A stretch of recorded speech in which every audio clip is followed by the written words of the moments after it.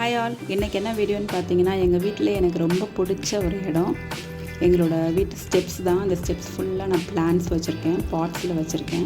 So இந்த பாட்ஸில் வச்சுருக்க பிளான்ட்ஸுக்கு நம்ம எப்படி வீட்டில் ஹெல்த்தியாக சமைச்சு பசங்களுக்கும் ஹஸ்பண்டுக்கும் நம்ம சர்வ் பண்ணிகிட்ருக்கோமோ, அது மாதிரி அதை விட ஸ்பெஷல் கேர் எடுத்து பார்த்தா மட்டும்தான் இந்த பாட்டில் வைக்கிற பிளான்ட்ஸுக்கு நியூட்ரிஷன்ஸ் கிடைக்கும்.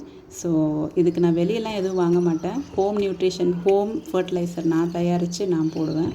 ஸோ அது எப்படி நான் பண்ணுறேன், எப்படிலாம் என்னெல்லாம் நியூட்ரிஷன்ஸ் உள்ள ஹோம் ஃபர்டிலைசர்ஸ் நான் இதுக்கு தயாரித்து போடுறேன் அப்படிங்கிறத நான் இன்னொரு வீடியோவாக போடுறேன்.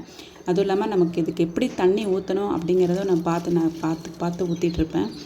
ஸோ அதை தான் உங்களுக்கு காமிச்சிட்ருக்கேன்.